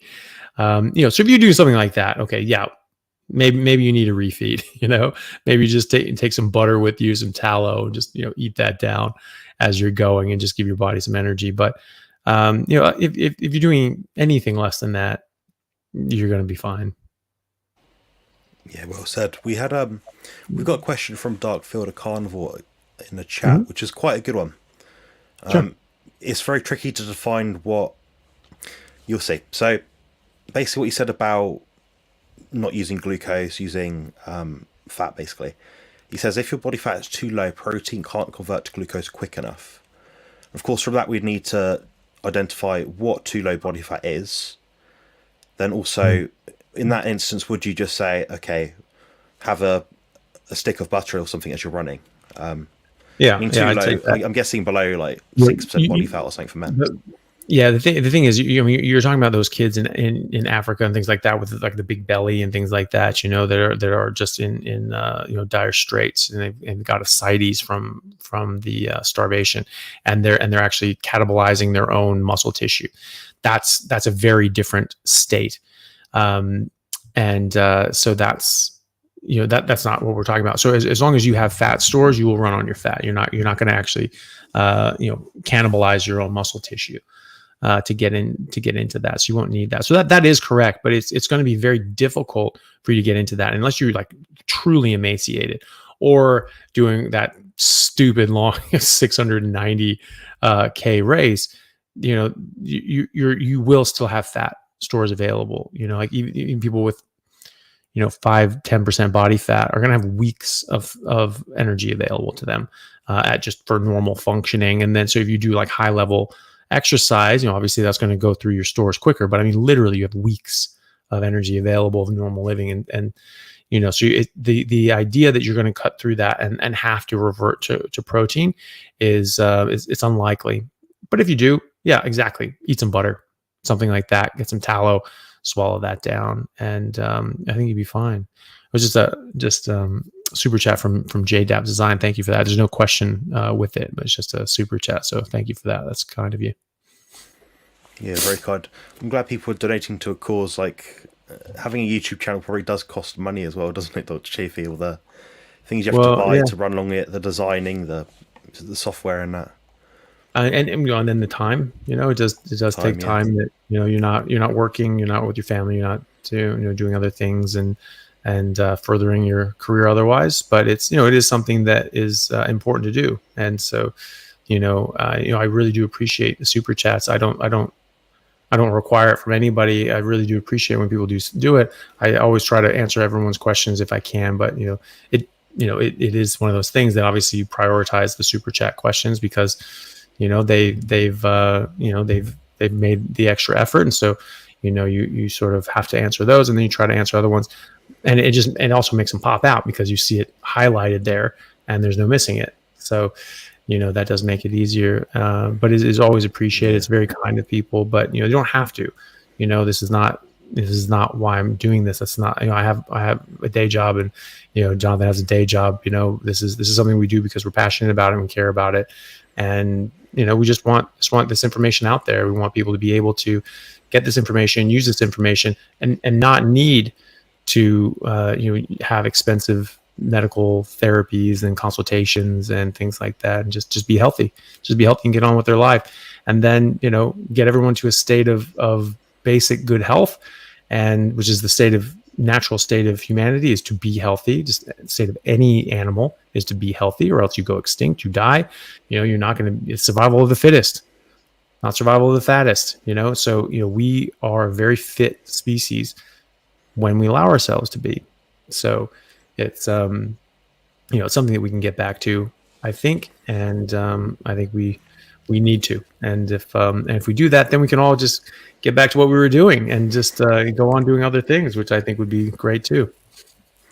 I agree. Yeah, I'm just thinking like the amount of time the average person stresses and thinks and worries about their health and has to like pay out so much money to feel healthier, and it's like it's so bizarre. If we just ate the right diet, that would solve so many issues, I think.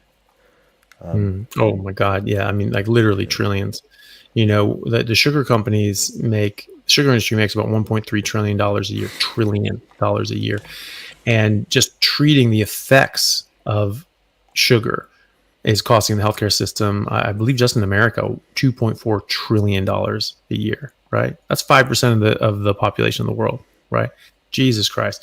The tens of trillions of dollars that we're spending around the world globally, eating stupid crap and then having to treat that, basically eating poison and then treating that poison. I mean, it's just insane how much we're spending, and it's wasted money. It is wasted money. It's like those make work projects back in the 1930s with FDR during the Great Depression in America. He spent millions of dollars having people dig a giant ditch and then spend another 6 weeks filling it back up. It's like, why the hell did you do that? Like that is completely, but they have to work, they have to do something, and we have to pay. You just have to have money. No. People need to work and do something productive. If it's not productive, it's wasteful.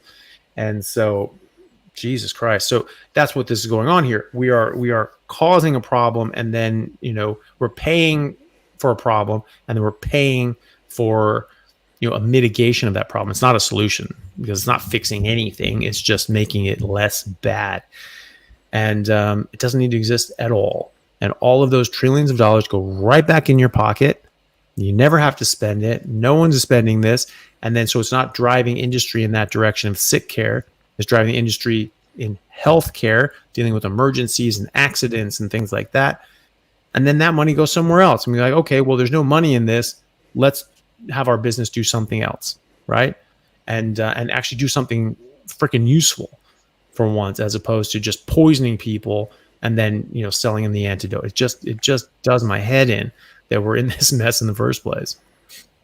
Yeah, it feels so much better now to be off the medications I was on. I was on Meprazole, antidepressants, all these things, and they didn't really solve anything. I look back and think, was it worth me taking these things? And I almost wish I've been carnivore now for like nearly 3.5 years, and I was like, wish I did this from birth.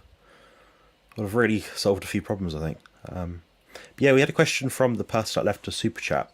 It's about lipo A, I'm imagining. My wife has it and wants to go carnivore. Is there a risk? Thanks. I don't know specifically about that, but my just because I haven't come across it, but I've my general feeling is this, which is that regardless of the genetic individualities of each different person, they're still human, and so they still biologically are going to have an optimal diet that is human, the same human diet, and so I still think that that's a carnivore diet. So maybe their bodies work a bit differently, in certain ways, and maybe they can't metabolize things just as well as other people, and that can make some logistical issues down the track. But I still think that optimal for one human is going to be optimal for another human, and so I still think that would be beneficial for her. Maybe she just has to address how she eats fat, how much she eats, and how she goes about that. But I think that's a practical issue that she can just test by trial and error and see how she goes. But at the end of the day, she's human, and humans are supposed to eat meat. And this, I don't know how long that, you can, sometimes you can trace back like when that gene sort of popped up in the population, and you can sort of see like, where that is. It's like, oh, okay, this happened about 20,000 years ago. Okay, well, that's fine. We were in the ice age 20,000 years ago, and we were eating mammoths. So, obviously it's not that big of a deal if it survived an ice age. So that's something you can think about as well, sort of when that thing popped up.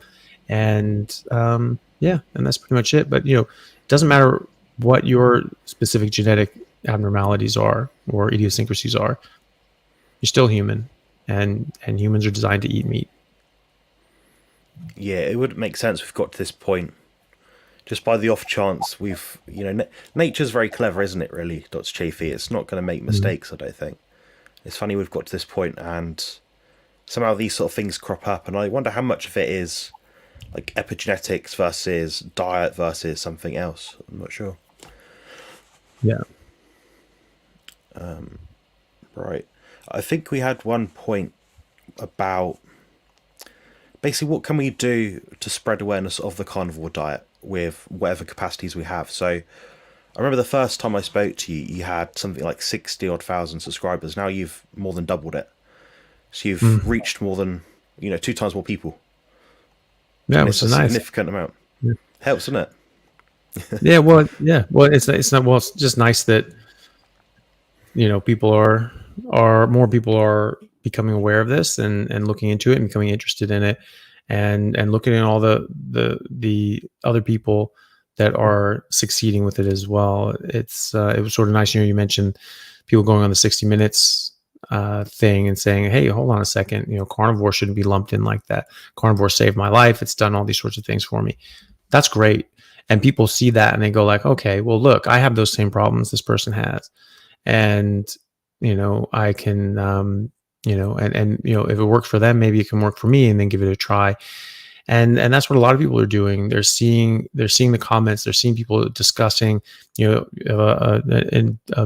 video on autoimmune issues or something like that.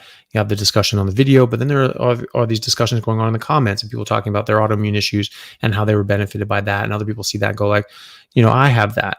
Someone talking about how it, put their MS into remission, and it's like, hey, I have MS.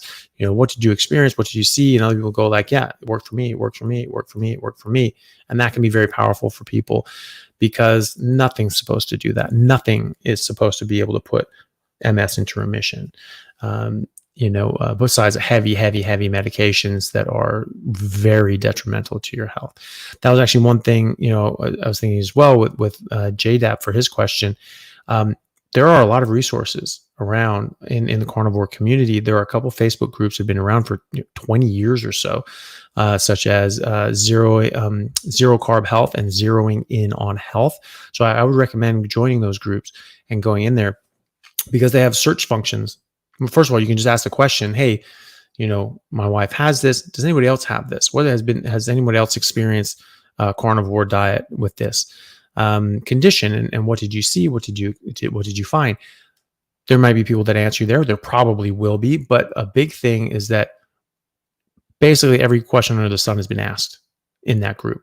So you just go to the search function and you just search for a couple of key terms like that, and you will see thread after thread after thread of someone exactly asking that exact same question and the discussions that have happened. And if you don't find something in there, then you ask a question and you'll get answers, and it may be that, it's rare enough that not that many people have tried it, but most people will find answers to their questions. And that's something that you can do. I don't, we don't have like studies on like specific on that specific disease and carnivore specifically. So unfortunately, anything we talk about is going to be anecdotal in regards to some of these things, but that can be quite powerful. You're just seeing what other people's experiences are. They have that genetic issue. They tried it. It improved things, or at least didn't harm them. They handled that very well. Great. They didn't get any negative health outcomes. Lovely. So that's reassuring. And then you try it yourself and you see if it helps. And if it helps, great. And if you're finding that it's not really helping and things are getting worse, okay, well then you adjust. You try to figure out, troubleshoot. Am I doing everything right? Am I eating enough? Am I eating the right amount of fat, the right amount of lean meat? Am I getting enough water? Are there other conditions in my life that could be affecting this as well? And what else is going on? You troubleshoot all those sorts of things and see where you're at the end of it. But most people have gone through this. There are hundreds of thousands, millions of people really around the world who have done this now and come to this now over the years. And most likely there's someone who's had that condition, and probably multiple people that have had that condition and have tried carnivore, and you can talk to them about their results. So that's what I would suggest as the best way of getting a better answer than that. Yeah, well said. I mean, the search function, all these sort of forums and groups is very helpful. I found for myself, I was going through, I think it's like the Meat Hills website or something. So I was looking for anecdotes of autism, anecdotes of chronic fatigue, anecdotes of spine disease. I found something around that for all of those. So it's quite, if not that informative, sometimes it is very inspiring. And I thought, these people are doing it, so why not me? So, yeah, exactly. And but that is exactly it. It's like there are enough people doing these sorts of things that have the exact same problems that we all have, and they're getting improvement. And so it's obviously worth a try to see if it works for us. And if you don't find that it's working for you and you don't like it, you can always stop. It's not going to kill you, and it will almost certainly make you better. Yeah. What's your hard limit, by the way, Dr. Chaffee? Because we've still got loads of questions left, I think. I can probably go 2 more questions. Okay.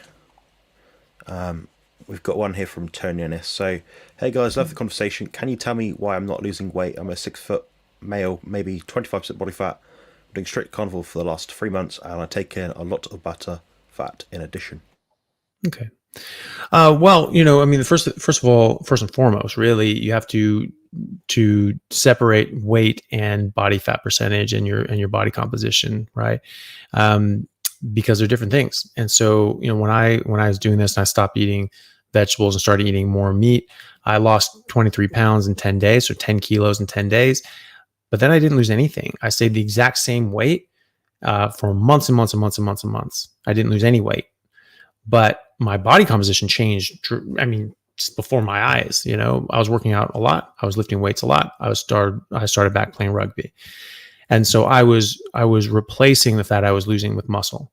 And so my weight didn't change, but my body absolutely changed. My body composition changed dramatically, and so that's something you have to look at. So if you're not losing fat, okay, there can be other reasons for that. On it for 3 months, it's early days. Probably, most people lose some weight early on, especially water weight and a bit of fat and things like that. There are some people that have been doing yo-yo dieting and starving themselves, or eating, vegan sort of things, and their bodies have just been sort of, in a state where they've thought that they're in a famine, and your body doesn't know the difference between you just trying to diet and a famine. It just knows we're not getting the nutrients we need. Shut down your metabolism, slow everything down. Your body's very fiscally responsible. If you get your hours cut at work and you're making 25% less than you were before, the right thing to do is cut your expenses and costs and your output by 25% as well. Most of us don't do that. Most people go into debt and like, go into credit card debt. Bad idea. Your body doesn't do that. Your body just shuts it down. Right. And so you'll find that when you've done that, your metabolism slows down, the output goes down, and it can take a while for that to ramp back up. And you just need to eat enough. You need to eat enough. Sounds like you're definitely eating enough fat. You don't have to just eat a whole bunch of butter, though. You should really be getting the fat that you need from the meat. If you're eating really, really lean meat, melting some butter into a steak is not that big of a deal. I don't think that you need to just eat a ton of butter. I think that you should just eat a ton of meat, really. And there should be fat with that meat. It should be fatty meat and maybe butter on the meat. But either way, look at body composition, not weight ever. But really what you need to be focusing on is your health. How do you feel? How's your energy? How's your mental state? Any medical issues or anything like that have been improved? Your athletic endurance that has improved. If you're working out, you're definitely going to be putting on muscle. If you're not losing weight, you're definitely losing fat, because you would be gaining weight if you were gaining muscle and you weren't losing fat, right? And so I would look at that. So focus on your health first and foremost. Focus on how you feel and your well-being. That's the most important thing. Even if you never lost an ounce of fat, that is always going to be worth it, because you're going to be in better health.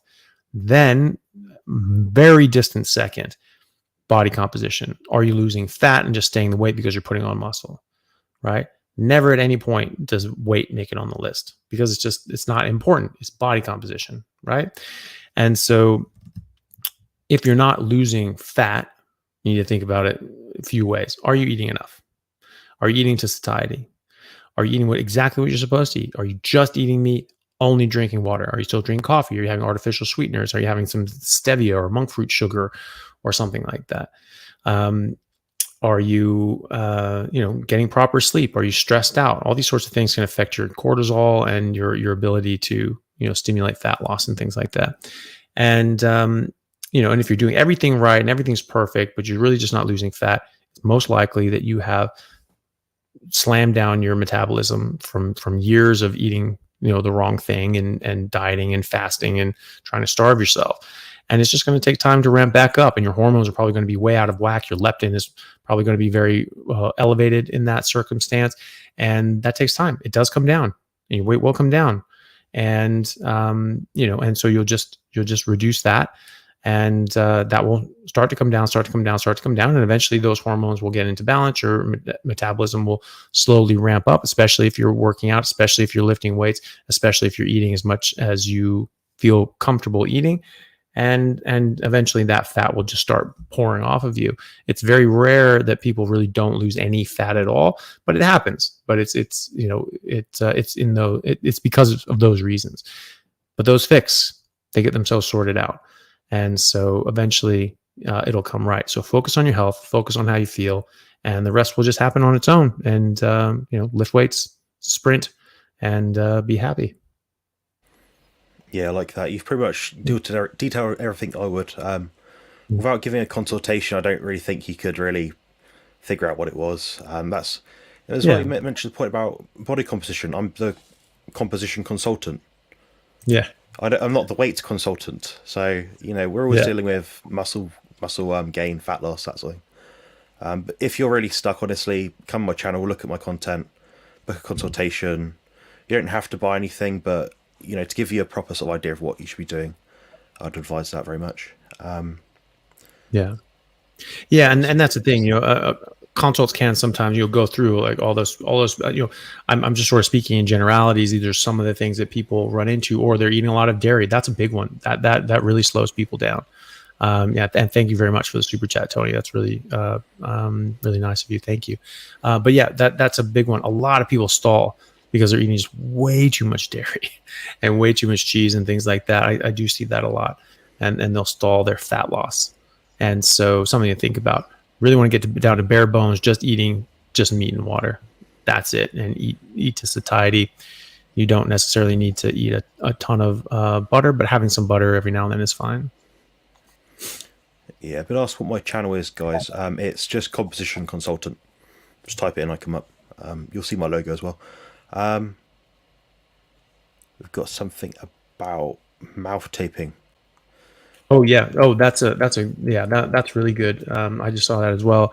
Mouth taping is a really good idea. There have been a ton of studies showing this, that people that are sort of more mouth breathers, it actually changes the structure of your face and like the tubes and things like that. And it actually has health ramifications as well. And kids will have this mouth breathing as a kid, and it'll change the shape of their face. They're called an adenoid face, and their cheekbones are sort of sunken and flattened in. Their face elongates, and they have this like just weird look to their face. Then you tape their mouth. You encourage nasal breathing during the day, and you tape their mouth at night. And it actually changes the physical structures of their brain, and they become more attractive. They become more classically attractive. And having, now what I mean by that is that they have the proportionalities to their features, that when you get these things, these golden ratios of all these, exactly this space between here and your eyes, and this in your nose, and the upper lip and your nose and your chin and all these sorts of things. These are these ratios that, for whatever reason, we look at that and say that is attractive. And that's what people generally think of as attractive. When we get these averages, when you had a whole bunch of people, you average all their faces, they get these average faces. Those are the ones people saying those are the most attractive people ever. It's like, that's like the hottest thing I've ever seen in my life. And so those averages, so it has this proportionality, and there's just these perfect ratios between their features. And when you go to mouth taping, you go to nasal breathing, you get that. And so children's faces actually change, and there's different sorts of things that are actually suggesting that adults' faces can actually change as well. I have a problem with that because I've broken my nose so many damn times it doesn't work, and so it's very difficult for me to breathe through my stupid nose. And there was 6 months of my life in my late teens, early 20s, where I was early 20s, that I could not breathe through my nose. I could not do it. I dumped Afrin in both nostrils and sort of tried to get something through. I was straining as hard as I could. Really couldn't get any air through, and I dump all this Afrin in there. All of a sudden, I could breathe, and then so I'd get through a rugby game like that, and then after that, it would lock down. It would have sort of a rebounding effect, where it locked down so tight it would just be painful. I'd just get these like pressure headaches because it was so locked down. Absolutely terrible for 6 months, and then I was able to get surgery, and and yeah, and and so that was awful. But no, it's actually really healthy. It's a really good thing to do, and especially for kids, but even adults, it's just very beneficial in a lot of ways. Surprisingly, a surprising amount. I mean, it like generates more like like nitric oxide and things like that. I mean, it's like it actually has physiological benefits to everyone just breathing through your nose, which is crazy. So yeah, no, I think that's a great idea for people to tape their mouths if they feel their nose breathing at night, and for kids especially, it makes a huge difference. Yeah, just my anecdote about diet and like facial shape. So Maddie, she's about 14 months old now. She's well ahead of her peers in terms of like her abilities. She also got how do I explain it? Like a proper shaped jaw. Like a human jaw, not like an alien kind of balloon head, like a proper jaw. And you think, well, that's all the meat we've been given her. Yeah, so, yeah. And that's going to transfer to the rest of her life. She'll have a appropriate jaw shape for, the goal of eating proper food. So, yeah, definitely. Well, cool. That's a lot, I think. Probably run. Yeah. Well, that's great. Yeah. Cool. Well, yeah, thanks everyone for coming on. I know it's a different time than I normally do, but hopefully that was you know, different people that in different areas of the world were able to join that. So that's sort of good too, because normally, yeah, you can't make it possible for everybody all over the world to make it into these, unfortunately. Yeah, me and Dr. Chaffee, me and Bart Kate, the hardest people to speak to because it means one of us is early, one of us is Mm. late every time. So yeah, I appreciate you Yeah, taking your time out from your bedtime and that sort of thing. yeah. Did you want to plug anything as well for people on my channel and vice versa? So I know you do a book club and groups and things like that, maybe. Oh yeah, well, for people who don't know, my Instagram is just Anthony Chaffee MD, and my YouTube channel is Anthony Chaffee MD, and I have a Patreon, Anthony Chaffee MD, and we have like a book club for Patreon members that we do every month, and we read various books, like Sally Norton's Toxic Superfoods, Jane Buxton's. Um, The Great Plant Based Con, which is excellent. And we just got finished reading Malcolm Kendrick's, Dr. Malcolm Kendrick's book, The Clot Thickens, basically arguing that heart disease has nothing to do with cholesterol. It's just really like a clotting issue and causing damage and all that sort of stuff. So, and then this month we're reading Professor Ben Bickman's book, Why We Get Sick. And so we're lucky enough to be able to get the authors on to discuss, at the end once we finish the book and sort of tell them what we thought about the book and ask questions directly of the authors, which is pretty amazing. But it's nice, it's nice that I have this platform and I'm able to sort of get in touch with those people and bring them on. And Olivia, who helps me with my Patreon stuff, she's one of the board members for PHC, Public Health Collaboration, and so she has ties to a lot of these people as well. So she's been, and she runs the book club as well, and so she is able to get a lot of these guys on too that I'm not in contact with. So it's been, I think it's been very positive for people, and it's certainly been positive for me. I've really enjoyed them as well, and yeah, and so if people want to see more of my videos, just go to Anthony Chaffee MD on YouTube. I have a playlist for people getting started, just called Carnivore Essentials, and you can sort of go through there. I think I've sort of curated a list of videos that I think there are a pretty good place for people to start, and then they can sort of move on from there. Yeah, that's very helpful. It's good to have a starting point, I think. Excellent. My stuff, well, I'm the competition consultant. My name's Jonathan, obviously. That's my logo, which you can find online. My channel is competition consultant. Same with Instagram. Quite easy to get hold of. I offer consultations, diet and training plans, and coaching plans as well. I try to make it affordable for people, and I don't like seeing people very unwell. So I'm a bit like Dr. Chaffee in that case, but I specialise in body composition specifically. I'm not a doctor. I can't really interpret your blood test results that well, but I will be able to get you in better shape if you follow the plan and do the proper diet. That's basically it, really. Excellent. Right. All right, cheers, guys. Take care. Thank you very much. Yeah. Thank you, everyone, and thank you, Jonathan. Good to see you. And you, cheers.